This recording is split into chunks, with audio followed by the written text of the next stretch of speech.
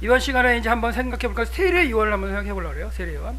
이 과정 가운데 이제 세례 요한이 이제 등장하는데, 뭐 예수님의 이제 그 세례하고 시험 받으시는 거, 이런 거는 이제 여러분이 책을 한번 읽어 보시고요.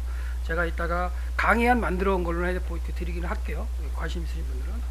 이제 그 다음 페이지에 있는 예수를 그리스도라고 전할 세례 요한, 그는 누구인가에 대해서 한번 생각해 볼게요. 자, 예수님이 이런 평가를 하세요. 세례 요한에서. 내가 진실로 너희에게 말하노니 여자가 낳은 자 중에 세례 요한보다 큰 이가 일어남이 없도다.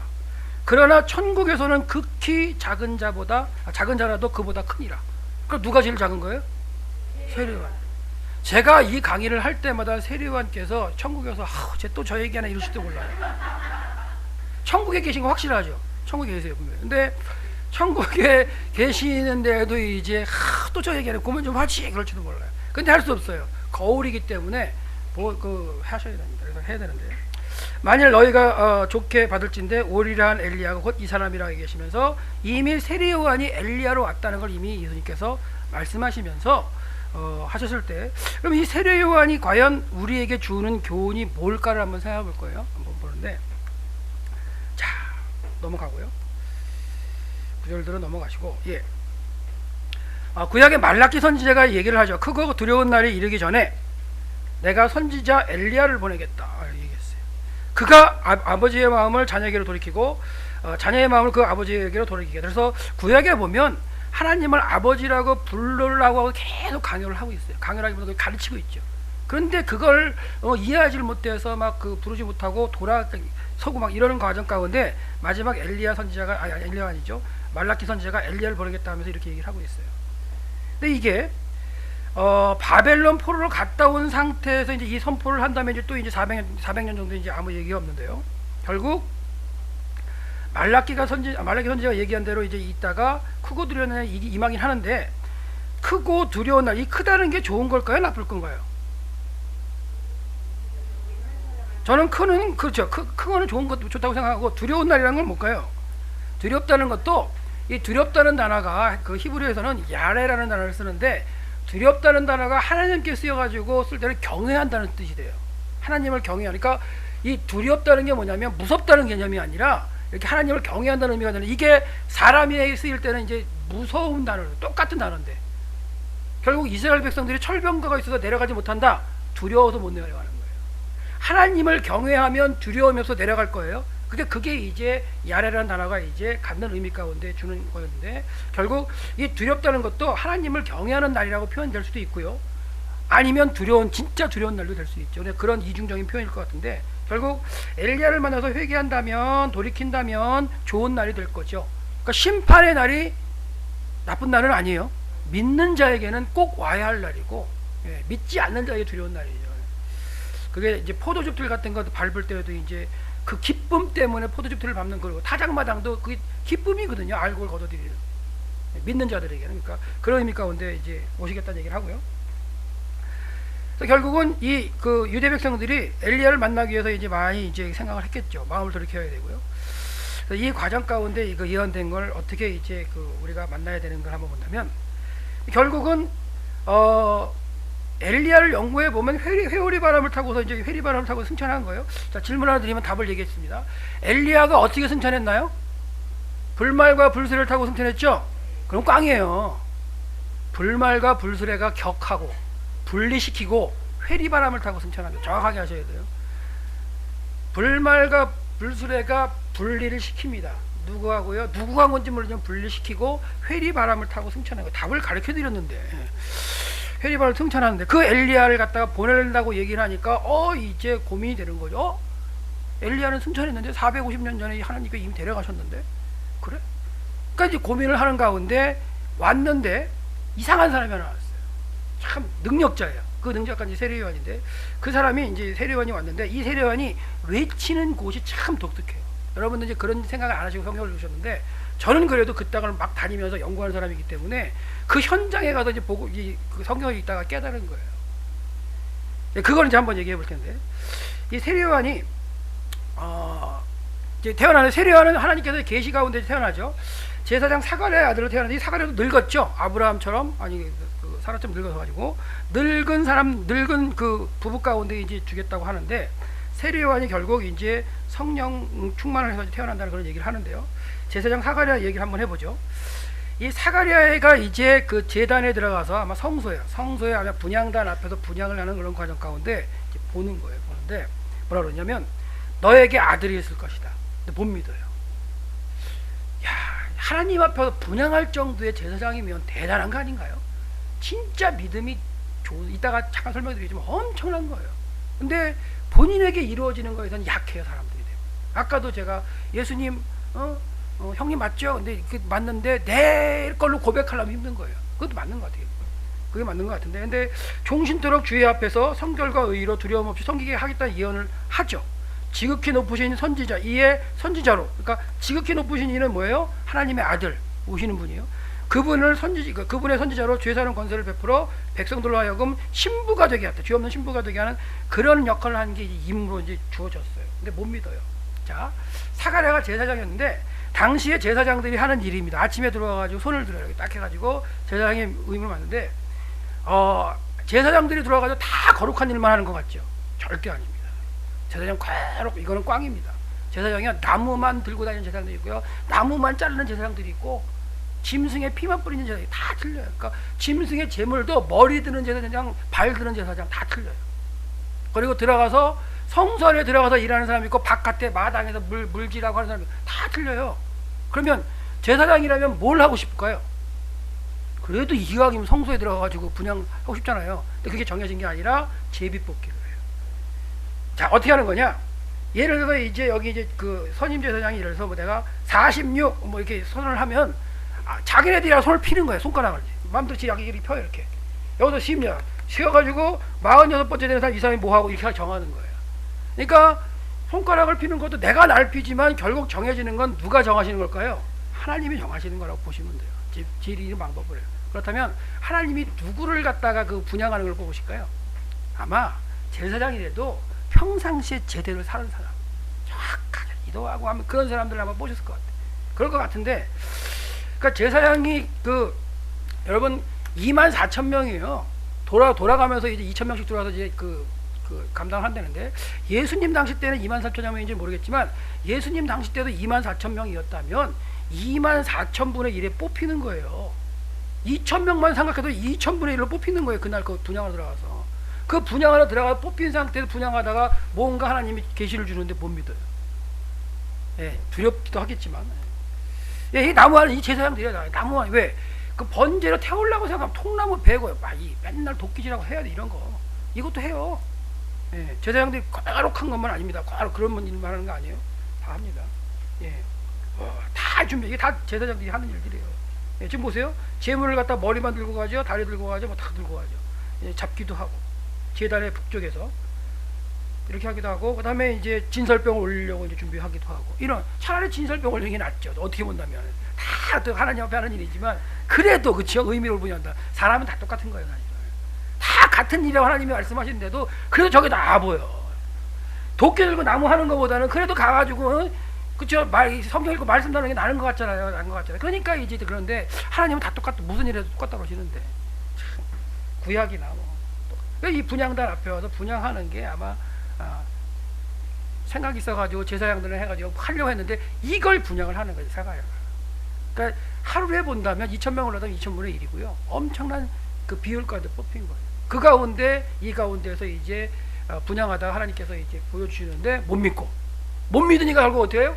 못 믿어서 하나님께서 너 믿어야지 된다고 보여주신 표가 뭐예요? 벙어리예요. 벙어리. 못 믿어 벙어리 돼요.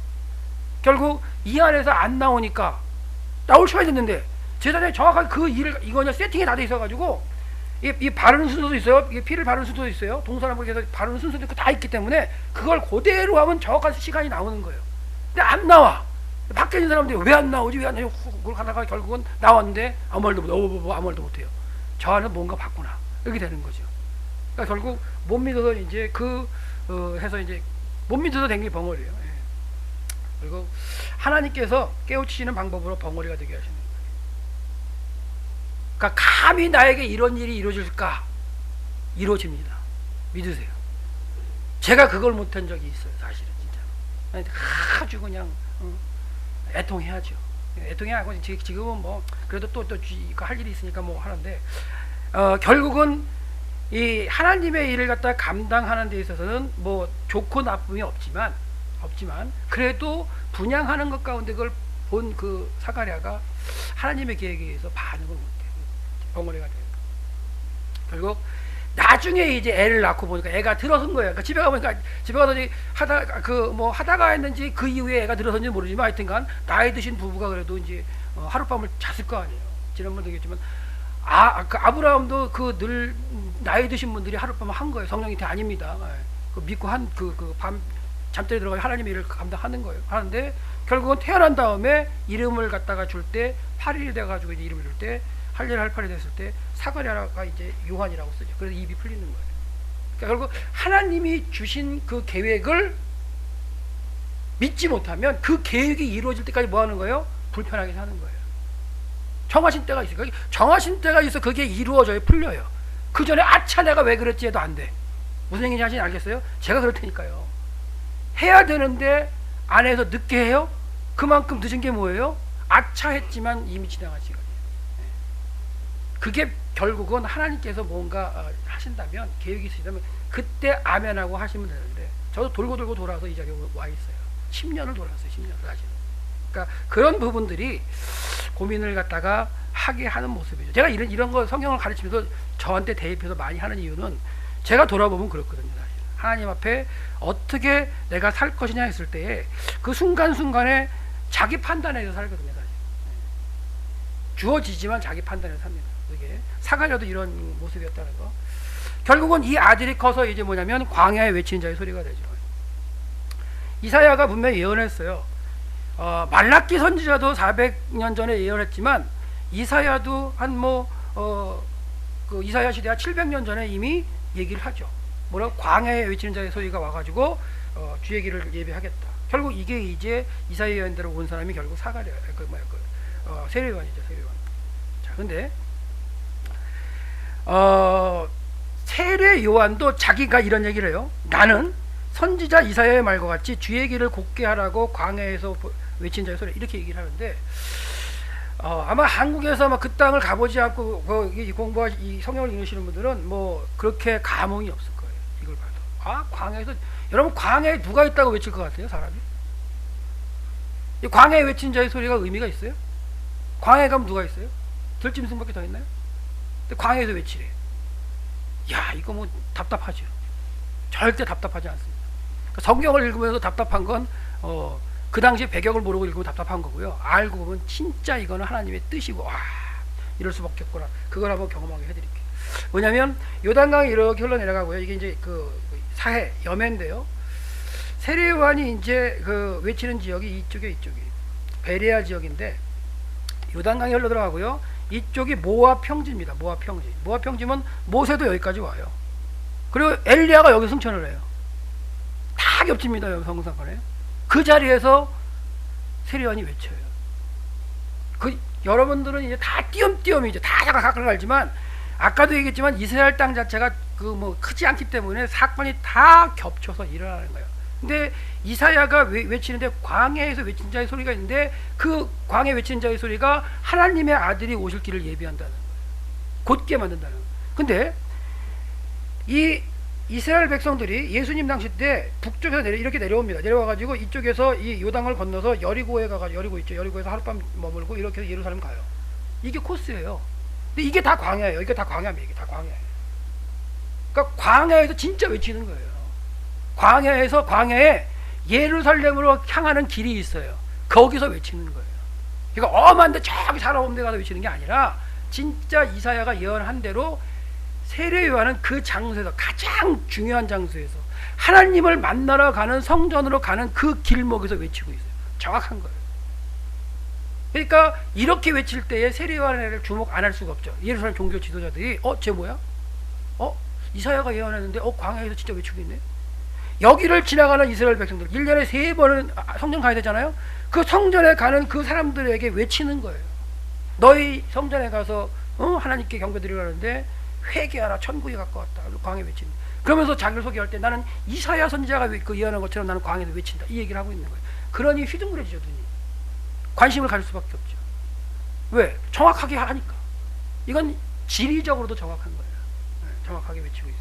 그러니까 관심의 대상이 될 수밖에 없어요. 그래서 유대인들에게 광야, 아라바 이런 게 의미가 분명히 있다는 거예요. 그래서 세례요한은 이사야가 예언한 대로 이제 얘기를 하고 있는데요. 그 광야에 가면 산마다 언덕마다 낮아지고 골짜기마다 메워지고 이런 표현을 쓰죠. 그 장소에 가면 올록볼록 엠보싱이에요. 엠보싱. 산 막 올록볼록 그다음에 계곡도 있고. 이따 사진 한번 보여드릴게요. 그냥 딱 서 있으면 그 이사야가 얘기할 그 말 그대로야.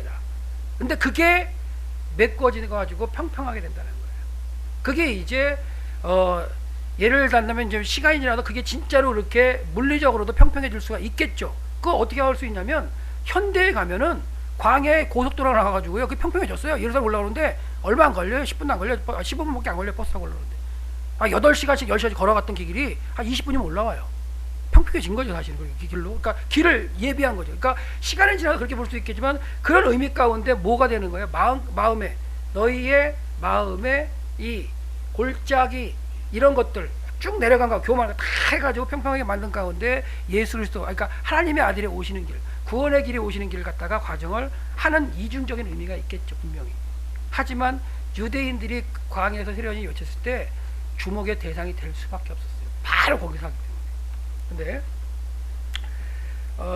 제가 한번 설명을 드리면 이게 이제 요단강이 이렇게 올라와 있고요. 이게 여매고 예루살렘이 여기 있어요. 예루살렘이 여기 있습니다. 그리고 여리고가 있고 여기가 베다니가 여기 있는데 북쪽에서 이렇게 내려와요.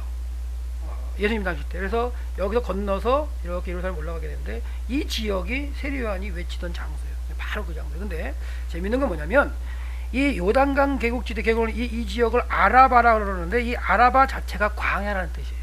아라바 자체가 광야. 그러니까 여러분 그 광야의 이름이 여러 개가 있는 거예요. 그러니까 광야라는 이름이 7개 내지 8개가 있어요. 따지면.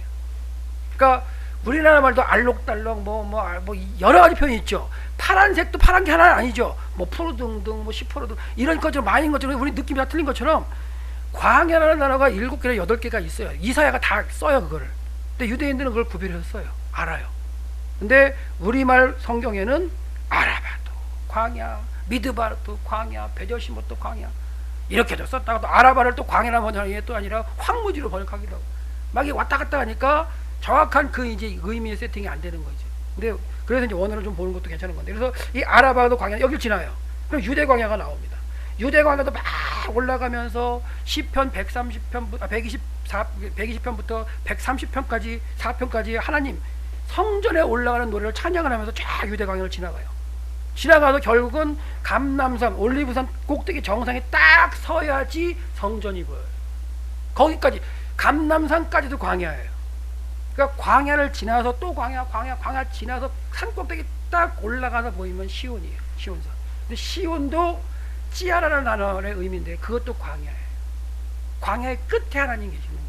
여러분 믿고 사는 게 힘들다. 성경적인 거예요. 하나님이 어디 계신다고요? 광야 끝에 계세요. 끝에. 성전 자체가 광야 끝에 있다니까요. 광야를 지나가지 않으면 하나님 만나기 힘들어요. 그러니까 그 올라가면서 찬양하고 가는 거예요. 광야에. 그 광야 가운데서 하나님께 지켜주시고 보호하시는 그 의미를 갖다가 막 찬양하면서 올라가는 그 발걸음들 그들에게 지금 외치는 거예요. 세례요한이. 야 다른 게 있는데 한번 생각해 볼래? 너희 여호와 하나님께 지금 성전으로 제사 드려가잖아. 한번 생각해봐. 다시 한번 생각해 볼래? 고민 한번 해볼래? 너 죄 있으니까 죄이냐 이게 아니고 다시 한번 생각해 볼래? 메타노미아 그의 뜻이에요. 다시 한번 생각해 볼래? 다시 한번 생각해 봐. 그런 의미 가운데 외치는 게 세례 요한의 모습입니다. 지금 이게 모압 평지에서 찍은 사진이에요. 제가 요 사이에 요단강이 이렇게 흘러가는데 모압 평지에 찍으면 여리고가 보이고요, 유대 광야가 쫙 보이고 감람산 동편이 보이는 거예요. 여기 딱 넘어가면 시온산. 여기 유대 광야에 뭐 아무것도 없어요. 뭐 그늘 없습니다. 그러니까 그런 광야를 지나가요. 그러니까 광야에서 외치는 자의 소리 분명히 정확한 얘기죠. 여리고에서 이 지나가서 예루살렘 가는 겁니다. 예수님도 이 길 지나가셨어요. 예수님도 예수님 당시 때 뭐 차 타고 다니셨나요? 아니죠. 걸어 다니셨어요. 똑같아요. 그러니까 예수님도 무지무지하게 힘드셨어요. 우리를 살리시기 위해서 죄로부터 구원하셔서 엄청나게 고난의 길, 이 땅에 오신 자체도 고난이시지만 이 땅에서 사시는 자체도 고난이셨어요. 이런 광야 지나다니면서.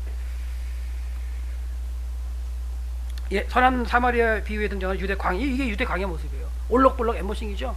예.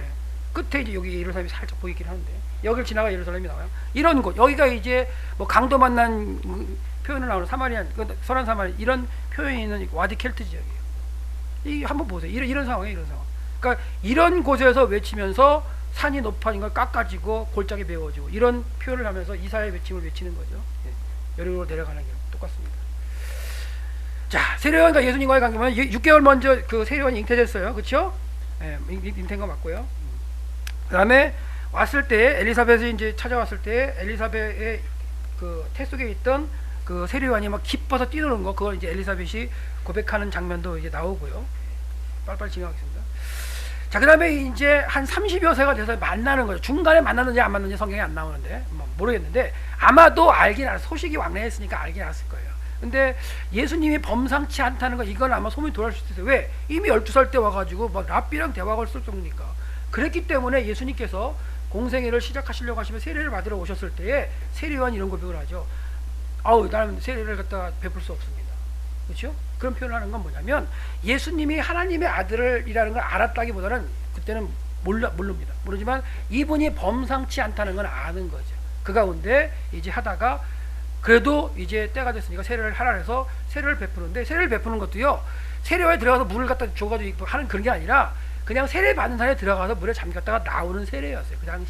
그 당시에 이제 정결의식 가운데 그렇게 하는 거였는데, 그런 게 지나가고 이제 30여 세가 돼서 세례를 갖다가 예수님께서 만나셨을 때 이제 얘기를 하죠. 그건 지나갔으니까 이제 그 지나간 걸 하고요. 결국 세례를 받을 때 보면 이런 얘기 한다는 거죠.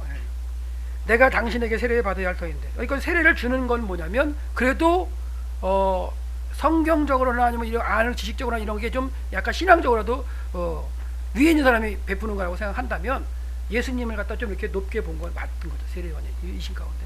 근데 이제 예수님이 이제는 허락하라 하면서 세례를 받는 걸 볼 수가 있어요. 그래서 이 자체가 하나님의 아들을 깨달았다기보다는 예수님이 범상치 않은 평범한 존재가 아니었다는 거, 제가 뒤에 답을 드릴 거예요. 결국 근데 이 세례요한이 체험하게 되는 게 있죠. 세례를 베풀다 보니까 뭐예요? 이분이 하나님의 아들이었다는 걸 깨닫는 거예요. 무슨 얘기냐? 세례요한의 사명은 뭐냐면, 하나님께서 주신 사명은 뭐냐면, 세례를 베풀 때에 누군가에게 비둘기 같은 성령이 임하는 것을 보거든 그분이 하나님의 아들이라는 걸 사인을 받은 게 세례요한이에요. 그러니까 세례요한이 많은 사람한테 세례를 베풀면서 기대를 가지고 아마 세례를 베풀 거예요. 누가 와서 세례를 베풀 때 혹시라도 이분에게 비둘기 성령이 내리는 걸 볼까? 그럼 그분이 누구니까? 자기가 사명을 가진 종신토록 외쳐야 할 하나님의 아들 메시아니까. 그러니까 그렇게 가능성을 두고 막 계속 세례를 베풀었는데, 어느 날 범상치 않은 분이 오셨는데 막 얘기하다 보니까 세례를 받으라니까 할 수 없이 세례를 베풀었는데 그 위에 비둘기 같은 성령이 내리는 걸 본 거예요. 그리고 체험하고 이제 이분이 하나님의 아들, 범상치 않은 존재였는데 이분이 하나님의 아들이었구나 알고서 이제 외치게 되는 거죠. 이게 이제 결국 세례요한의 체험이라고 보시면 돼요. 분명히 성경에 뭐라고 하시냐면, 이거 나와 있는 세례요한의 고백 가운데 보세요. 나는 물로 세례를 주는데 나에게 물로 세례를 줘가지고 깨닫게 하라는 그분께서, 그러니까 계시를 받았을 때 얘기죠. 뭐라 그러냐면, 나도 그를 알지 못하였으나, 예수가 하나님의 아들인지 몰랐으나 나에게 말씀하시되 성령이 내려서 누구 위에 머무는 것을 보거든 그가 성령으로 세례해 줄 이인 줄 알라고 하셨기에 내가 보고 그가 하나님의 아들이심을 증거했다 분명히 얘기하고, 결국 세례를 베풀 때 예수님께서 성령으로 비둘기같이 임할 때에 그때 체험하는 거예요. 그러니까 예수가 하나님의 아들이라고 체험한 사람은 오로지 한 사람밖에 없어요. 누구요? 세례요한. 더 이상 없습니다. 세례요한 한 사람이야. 그럼 그 이후에 예수님은 어떻게 알려져야 돼? 예수가 그리스도라는 게 어떻게 알려져요? 증거를 통해서, 가르침을 통해서. 그거밖에 없어요. 이 땅에서 하나님의 계획 가운데 예수라는 이름을 가지고 이 땅에 태어나신 말씀으로 오신 그 예수가 하나님의 아들이심을 체험할 수 있는 오로지 한 존재는 누구라고요? 세례요한밖에 없었어요. 그 다음은 세례요한의 증거를 듣고 가서 예수님을 가서 확인하고 깨닫고 그리스도로 고백하는 길밖에 없어요. 그게 결국은 성경의 이치입니다. 그러니까 결국은 예수가 그대로 전파될 거 뭐밖에 없어요? 가르침밖에 없는 거예요. 아직 예수를 그리스도라고 모르는 사람들에게 전파될 건 뭐밖에 없다고요? 가르침이에요. 가르침. 예수가 가르침. 그래서 바울이 구약의 통달한 사람입니다. 통달은 했지만 뭐만 몰라요? 예수가 그리스도였다는 것만 몰라요. 예수도 알아요. 그리스도도 알아요. 그리스도 올 거라는 걸 알고 예수도 왔다 갔다는 걸 알아요. 근데 그 왔다가 돌아가신 그 예수가 그리스도였다는 것만 모르는 게 바울이었어요. 구약도 다 알아요. 근데 다메섹 도상에서 딱 나타나신 가운데 돌아가신 그 예수가 그 유명했던 분이죠. 유명했던 그분이 진짜 하나님의 아들이었다는 걸 깨닫고 나서 그 다음부터 전하는 건 없어요. 예수가 그랬다. 그것만 전하고 다니잖아요. 이방인에 할 때 때는 또 다르게 설명을 하지만 유대인에 할 때 그거밖에 없었는데 결국은 세례 요한이 결국은 성령이 비둘기같이, 그렇다고 또 비둘기가 내려온 거 아닙니다. 예. 여러분 또 착각하면 안 돼요. 이 그림이 이게 비둘기 내려온 거 아니에요. 비둘기 같은 형체가 내려오는 거지 비둘기가 내려온 거 아니에요. 예. 이렇게 해서 세례 요한이 깨닫죠. 체험을 해요. 결국 체험한 한 사람입니다. 이 한 사람이 이제 외칠 때 자기의 제자였던 안드레하고 요한이 먼저 증거를 받고 예수님한테 가죠. 예수님한테 가가지고 예수님이 계신 데를 보고서 대화를 하다 보니까 이분이 맞아, 그리스도야. 세례 요한이 가르쳐서 왔는데 예수님과 대화하고 하다 보니까 우리란 그리스도가 이분이셨어 해가지고 이들도 깨우치죠. 깨우친 다음에 자기 형한테 가서 얘기하고 베드로한테 가서 얘기하고 또 빌립한테 가서 이렇게 되는 거죠. 결국은 예수가 그리스도였다는 걸 갖다가 체험적으로 알 수 있는 사람은 세례 요한 그 계획대로 하나님 계획대로 한 사람이고요. 그 이후부터는 이제 전파되는 건 가르침으로 전파된다는 거. 제가 이 얘기하는 이유가 있어요. 왜? 예수가 그리스도인 거는 가르쳐주지 않고는요, 이 시대에는 알 수 있는 사람이 없어요. 이미 이제 끝났기 때문에. 마찬가지예요. 근데 그 예수님이 히브리서 보면 나와 있죠. 죄와 상관이 없는 자에게 두 번째 나타나시겠다고 분명히 말씀하고 하셨기 때문에 그걸 기억해야 된다는 거예요. 그 예수가 기본이거든요. 죄와 상관이 없는 자라는 게 뭐야? 예수를 그리스도로 고백한 사람은 죄와 상관이 없어요. 네.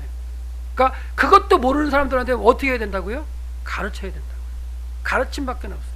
내가 알고 깨달았다면 가르쳐줘야 그게 외쳐지고 고백이 되는 거예요. 그걸 기억하시기 바랍니다. 결국은 근데 이런 주의 길을 예비하라고 보내받은 이 세례 요한이 사명을 잘 감당했나요? 초기에는 잘했어요. 잘했습니다. 잘했는데 중간에 좀 잘못해가지고 아까 평가를 받은 천국에서는 지극히 작은 자보다 더 작은 자가 되어 있어요. 왜 그렇게 되는가? 그걸 한번 이 자리에 와서 제 강의를 듣는다는 자체가 이미 예수를 그리스도로 고백하는 사람 분들이기 때문에 그래요. 그분들이기 때문에 우리의 과정 가운데 우리에게 분명히 하나님께서 계획하시는 분명히 계획이 있는데 그 계획을 크든 작든 감당하지 못하면 이렇게 되는 거예요. 크든 작든 감당하지 못하면. 그걸 한번 보려고 하는 거예요. 왜 그랬을까? 세례 요한이 얼마나 고백을 잘하냐면요. 그는 흥하여야 하겠고 나는 쇠하여야 하겠다. 이게 정확한 고백이에요. 세례 요한을 따르던 분들이 많았어요. 세례 요한을 갖다 따르던 무리들이 엄청나게 많았어요. 그 전에 엄청나게 많은 사람이 온 거예요. 관심의 대상이니까. 예루살렘의 종교 지도자들도 저 세례 요한이 혹시 그리스도 아니야? 엘리야 아니야? 막 왔잖아요. 근데 다 이러고 그러니까 엄청나게 많은 사람이 따라다녔는데 예수님이 이제 세례를 받으시고 나서 활동하시면서 유대에 활동하시면서 이 사람들이 다 이쪽으로 가요. 이쪽으로. 그러다 보니까 점점 더 많아져요. 여기 쪼그라들고 이러면서 고백 많이 했어요. 나는 분명히 앞에서 그 외칠 자를 했기 때문에 다 가도 괜찮아. 그러니까 세례 요한의 그 추종 제자가 있거든요. 아주 그냥 1급 제자들 와가지고 했더니 그 사람들은 이제 안 좋은 거야. 이게 자기가 따르던 이 리더가 다른 사람 다 예수님한테로 가니까 그 예수님인지 모르잖아요. 지금 자기네들은. 그러니까 계속 세례요한테 얘기를 하죠. 얘기하는데 세례요한 그러는 거예요. 나는 쇠해도 괜찮다. 그분은 흥해야 된다. 이렇게 고백했던 사람이에요. 그렇게 다 보냈어요. 잘했죠. 근데 옥에 갇혀서 마지막에 자기의 수제자들을 보내가지고 하는 얘기가 뭐예요? 오실 그이가 당신입니까? 이렇게 돼요. 아니면 우리가 다른 사람을 기다리오니까. 무슨 말이냐면 그 당시에 유대이면 그리스도 메시아를 무조건 다 기다렸어요. 이전에 예수님이 이전에 메시아라고 활동한 사람이 수두룩이에요. 예수님이 돌아가신 이후에도 메시아라고 자청해가지고 나온 사람이 수두룩이에요. 그러니까 메시아에 모든 사람이 다 관심이 있었어요. 그럴 정도였기 때문에 세례 요한이 이런 거죠. 자기가 사명이 있었던 사람이고 외쳤던 사람인데도 아마 옥에 갇혀 있을 때 예수님이 면회를 안 가셨나 봐요. 안 가셨던 것 같아. 근데 지역적으로도 세례 요한이 갇힌 그 마케로스가 가기가 되게 힘든 데 있어요. 베레아 저쪽 남쪽에 있어가 진짜 힘들어요. 가보기 지금도 버스 타고 가기 너무너무 힘들거든요. 세리완이 전쟁이 나면은 세리완이죠. 헤롯 대왕의 전쟁이 나면은 자기가 그냥 버티고 살려고 아주 난공불락인 그런 곳에다 성체를 지어놓고서 거기서 이제 만들어 놓은 거기 때문에 거기 같이 있는 거예요. 그러니까 안 찾아가셨나 봐요. 그러니까 마음이 상해가지고 그랬는지 몰라도 하여튼간 어머니 쪽 친족의 사촌이었고 그렇게 잘 고백했던 그 고백이 끝까지 유지되지 못하고 이게 이제 의심이 들어와서 이제 외치게 되죠. 예수님이 뭐라 그러세요? 야, 병자들이 다 낫고 귀신 몰라고 이적이 일어나고 이사야가 얘기하는데 다 해야 하는데 그렇게 해야 된다고 얘기해라. 그게 뭐예요? 내가 그라 그런 얘기 하는 거거든요. 근데 그것 가운데 지금 세례요한이 그 과정을 한번 살펴볼 거예요. 세례요한이 왜 그런 과정이 있었을까? 결국 세례요한은 분명히 엘리야로 왔어요. 그래서 제자들도 예수님을 따라다니면서 메시아를 고백을 못해요. 거의 막 오랜 세월 따라다녀도 먹고 배부를까지 쫓아다니죠. 이분이 하나님의 아들이라고 고백은 못해요. 돌아가실 거예요. 근데 돌아다니면서 이제 얘기죠. 주워 듣는 건 있어요. 막 예수님을 예수님 나는 인자다 하고 막 안식일에 일하시고 막 하니까 종교 지도자들이 와서 그러죠. 제자들한테 얘기죠. 야, 그리스도가 말이야 무슨 소리야? 그리스도 맞아? 니네 선생이? 그리스도 오기 전에 엘리야가 온다 그랬는데 그 얘기 있잖아. 말라기 선지가 얘기했어. 근데 엘리야가 누군데? 그럼 했더니 이제 고민이 되는 거예요. 자기 제자들 생각에는 엘리야가 아직 안 온 것 같으니까 예수님한테도 묻습니다. 예수님, 서기관들이요 엘리야가 먼저 와야 된다는데 이렇게 보니까 예수님 풀어주시는 거예요. 세례요한 쭉 얘기해요. 지금 오게 있지? 이미 왔어. 그게 엘리야야. 다 가르쳐 주시는 거예요. 그래도 제자들이 멀뚱멀뚱해요. 그러니까 예수님이랑 같이 다닌다고 해서 그게 쉬운 게 아니에요. 오히려 더 못 믿을 수 있어요. 힘들어요. 이 시대에 태어난 게 다행이에요. 예수님. 내 눈앞에 있는 인간 예수가 뭐라고 고백하는 거예요? 신이라고 고백하는 거, 하나님이라고. 그게 쉬워요? 제가 이 시대에 태어난 것도 감사해요. 저는 그 당시에 예수님 때 태어나가지고 예수님 보고 다 고백을 못하는 하나님 아들을 고백 못하면 저도 그랬을 거 아니에요. 그러면 또 이제 후대 사람들 성경 열 때마다 맨날 야단쳤을 거예요. 제가 혹시 이름이 또 제명이라고 또 성경에 나온다면 그래도 열심히 했으니까 베드로처럼 이렇게 나왔다면은 또 막 뭐라 그럴까? 이 못 믿어가 이렇다고 막. 이 시대에 태어난 게 다행이죠. 다행은 다행인데 아직 끝난 게 아니니까 이제 문제죠. 이제 다시 온다고 하셨으니까 다시 오실 때 이제 잘 반응해야 되는데 결국은 이런 가운데 제자들도 세례요한이 엘리야였다는 걸 알아요. 예수님이 말씀하셨기 때문에. 근데 보세요. 이렇게 얘기하시죠. 예수님이 엘리야가 과연 먼저 와서 모든 일을 회복하리라. 내가 너에게 말하노니 엘리야가 이미 왔다 얘기하시죠. 왔대. 사람들이 알지 못하고 임의로 대화했다. 지금 옥에 갇혀 있는 거. 이거 이제 죽이는 거죠. 결국 세례요한이 오리란 엘리야였다는 걸 그제서야 이제 제자들이 이걸 깨달았으면 엘리야가 왔구나. 그러면 이제 뭐에 초점 맞춰야 돼요? 그리스도에 초점 맞춰야 되는데 그건 또 안 돼요. 또 신기해요. 이거 힘든 거예요. 사실 신기한다기보다도 이 시대에 나는 어떻게 반응할 것인가, 예수님에 대해서. 그 다음에 또 그 시대에 내가 했다면 어떻게 할까. 그러니까 야단칠 일이 없어요. 제가 성경을 읽으면서 이스라엘 백성 무지하게 야단쳤다고 그랬죠.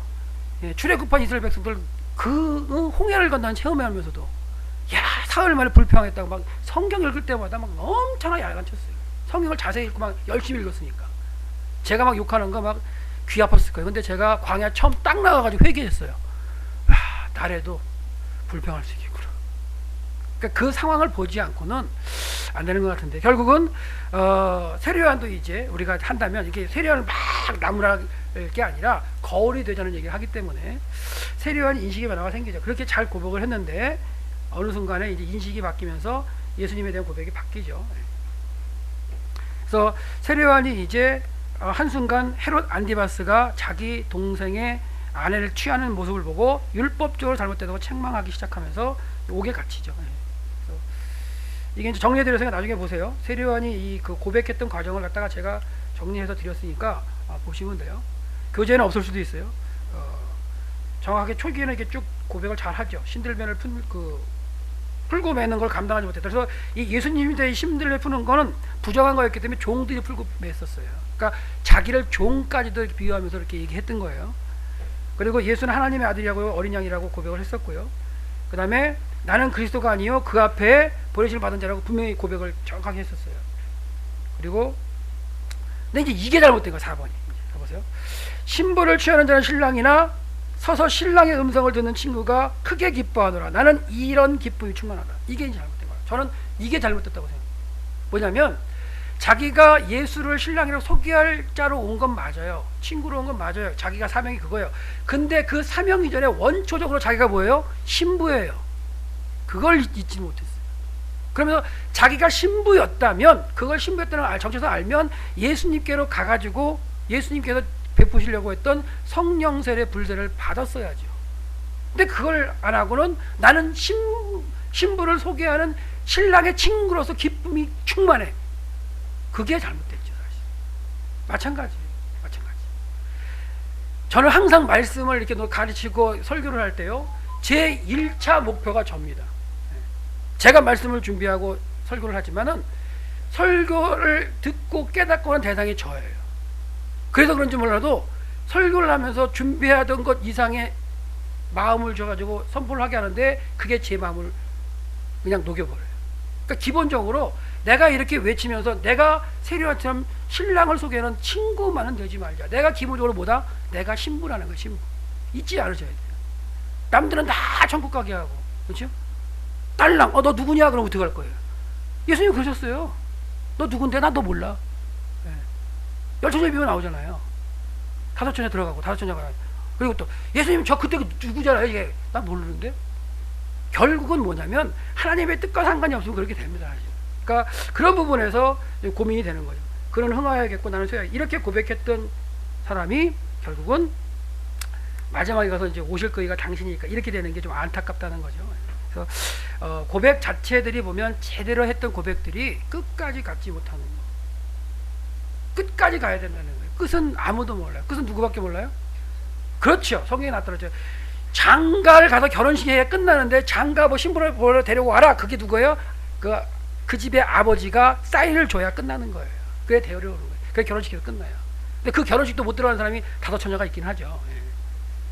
그것도 이유가 있지만 결국은 옥에 갇혀서 오실 그이가 당신입니까? 라는 고백을 할 수밖에 없어요. 결국 말라기가 예언했고 이사야가 예언했던 그대로 와서 예수 그리스도의 오실 길을 예비했던 그 세례요한, 그리고 사가랴의 아들로서 계시를 받아서 사가랴에게 계속 가르침을 받았을 거 아니야. 아비가 그래서 너는 분명히 계시를까지 주셔가지고 주의 앞에서 종신토록 외칠 사람으로 너는 한 사람이야. 계속 주의 앞에 가르침 받았어요. 그 처음엔 잘 고백하고 그대로 다 하고 자기의 제자를 다 보냈어요. 예수님한테로. 그랬던 사람이 마지막에 가서 결국 고민을 하게 만드는 고백. 오실 거이가 당신이니까. 이건 고민이죠. 사실. 오실 거이가 당신입니까? 우리가 다른 일을 기다리오리까? 다른 일을 기다리는 건 메시아가 아니라는 얘기예요. 이거는 문제가 있죠. 이런 의미. 이게 지금 마케로스예요. 이제 지금 현재 유다산 땅인데 여기가 마케로스인데 여기가 이제 세례요한이 갇혔던 데예요. 황량하지 않나요? 지금이야 그래도 차길이 있어야 이제 버스가 들어간다고 치지만 예수님 당시 때 여기 들어오기 힘들었을 거예요. 이런 것이고요. 지금 마케로스 모양이고 지금 여기가 이제 염해가 보이긴 하네. 여기가 유대 산지고요. 살짝 보이는데 건너서 마케로스 모양이고요. 이런데 옆에 보면 이렇게 이제 구멍들이 있어가지고 물을 저장하는 데고요. 물을 빼고 나면 감옥으로 이제 바뀔 수 있는 그런 형태입니다. 이게 이제 위에서 찍은 모습이에요. 이게 물을 저장하는 곳인데 물이 빠진 다음에 여기다 사람을 집어넣으면 혼자서 못 올라와요. 그러니까 예레미야도 이런 데 갇히는 거예요. 그러니까 감옥이 딴 게 아니라 물을 갖다 다 쓰고서 건기 끝에 사람 집어넣으면 혼자 못 올라와요. 10m 정도 돼가지고 끌어내주지 않으면 못 올라오는 그런 형국에 이제 감옥에 갇히는 거죠. 이런데. 결국 그런데 갇혀가지고는 예수님께 고백하는 모습이 세례요한이 본인이 이제 그 할 일을 잘 못했던 거겠죠. 그래서 결국은 세례요한보다 큰 이가 없다. 그렇게 태어난 거예요. 태어나기로. 하지만 천국에서는 지극히 작은 데라도 세례요한보다 크다. 이런 이제 얘기를 듣겠고요. 네. 이제 고민을 해보는 거죠. 그래서 결국 세례요한의 사명이 예수를 그리스도로 끝까지 전파하는 거였는데 중간에 안 됐기 때문에 예수님이 그래서 갈릴리에 가서 다시 하시는 거예요. 세례요한이 했던 거 다시 하죠. 회개하고 천국에 가까워요. 그러니까 그게 되냐고요. 누군가 중간에서 두 명의 증인을 통해서 해야 되는데 안 되니까 예수님 뭐라고 그러세요? 야, 내가 증거하고 위에 계신 아버지가 증거한다 이러니까 에이 말도 안 돼. 이렇게 되는 거예요. 예수님이 증거하시고 세례 증거했다면 둘이니까 눈에 보이는 사람 둘이 증거하니까 유대인은 두 명이 증인이 되면 되는 거거든요. 그렇게 하면 맞는데 예수님이 당신이 증거하시고 한 명을 증인을 대야 되는데 증인 될 사람이 없어요. 누굴 대요? 위에 계신 아버지가 증인이다. 유대인들이 그걸 믿어요? 못 믿죠. 저런 미친놈 이렇게 되지. 그러니까 그게 결국은 예수님께서 이 땅에서 불세례와 성령 세례를 선포하시기를 하셨지만은 못하시고 후퇴하셔서 물 세례를 베풀 수밖에 없었고 십자가를 통해서 이루시는 과정으로 가신 그런 이제 예수님의 모습을 볼 수가 있어요. 결국 이 시대에도 아까 말씀드렸지만 예수를 그리스도를 전파할 수 있는 방법은 이제 체험한 사람은 이미 이제 2000년 전에 가셨어요. 그렇기 때문에 성경 말씀 특별 계시를 통해서 먼저 읽고 깨우친 사람들이 예수를 그대로 전할 일밖에 없는 거예요. 그렇지 않으면 이 땅에서 하나님께서 구원하기로 작정된 사람이 예수를 그리스도로 고백할 방법이 없어요. 그건 정확히 하셔요. 그러니까 그런 것 가운데 우리의 할 일이 뭐냐? 결국 예수를 그리스도라고 전파하고, 나는 이미 예수를 그리스도라고 믿는다고 한다면 여기서 끝나는 게 아니라 죄와 상관이 없이 다시 오실, 두 번째 오실 그분을 만나는 훈련을 해야 되겠죠. 똑같죠. 내 삶과 끝난 것도 아니기 때문에 그런 부분을 고민을 좀 하셔야 될 것 같고요. 결국 이제 바울도 얘기하고 하지만 예수님께서 오셔서 하실 그 성령 세례 불세례가 딴 게 아닌 것 같아요. 하나님께서 주신 말씀, 그 말씀 결국은 봐요. 예수님이 십자가 하루 남겨주고 하는 얘기가 뭐냐면, 내가 너희를 떠나는 게 너에게 유익이다. 왜? 내가 이 땅에서 계속 사람의 모습으로 얘기를 해봐야 니네들이 못 알아들으니까 너희한테 떠나는 게 유익이야. 그리고 내가 떠나서 아버지께로 가면 아버지가 이제 보혜사를 보내셔가니까 확게 성령. 그래서 그 보혜사가 오면 너희들을 깨닫게 할 거야. 그러면 너희들이 보혜사를 만나가지고 성령을 만나서 깨닫고 나면 내가 이 땅에서 했던 모든 일 다 기억날 걸 그러고 가셨어요. 그러니까 이 땅에서 계속 말씀으로 하셨지만 이미 하셨어요. 어떻게 보면 성령 세례, 불세례 하셨어요. 내가 불을 던지러 땅에 왔다 하시면서 이미 말씀을 하셨지만 그거에 반응을 못했죠. 반응을 못하고 그 하나님 예수님께서 말씀하신 그 말씀들이 땅에 남아있죠. 소리로 돌아가는 게 아니라 기억 속에 남아있고 다 있죠. 그 남아있던 것이 어떻게 돼요? 성령을 통해서 다시 깨우쳐지게 하는 그 가운데 이제 반응하는 모습이 나왔다면, 그리고 그들이 외치다가 글로서 남기게 성경이고, 그렇죠? 그게 들려지다가 우리에게까지 왔고 우리에게 복음이 왔어요. 2000년을 해서 우리까지 와가지고 내가 예수를 그리스도로 고백하는 위치에 됐다면 똑같죠. 내가 할 일은 뭐예요? 예수를 그리스도로 고백하는 거. 근데 거기서 끝나면 돼야 안 돼요? 아니죠. 예수님이 하시려고 하셨던 그걸 누군가 또 하셔야 되겠죠. 왜? 그게 이제 마무리가 돼야 다시 오시는 예수님을 이제 어떻게 보면 만날 수 있는 그런 과정이라면, 크리스찬으로서 예수를 그리스도로 고백하고 전하는 건 우리의 몫입니다. 꼭 하셔야 되는 거예요. 내가 먼저 깨달았기 때문에 아직까지 예수를 그리스도로 고백하지 못하는 사람에게는 외쳐야 됩니다. 그렇지 않으면 그들은 하나님의 나라에 들어갈 수도 없고요, 예수의 형제가 될 수도 없고요, 하나님의 자녀가 될 수도 없어요. 그러니까 그걸 한번 꼭 기억하시면 좋겠습니다.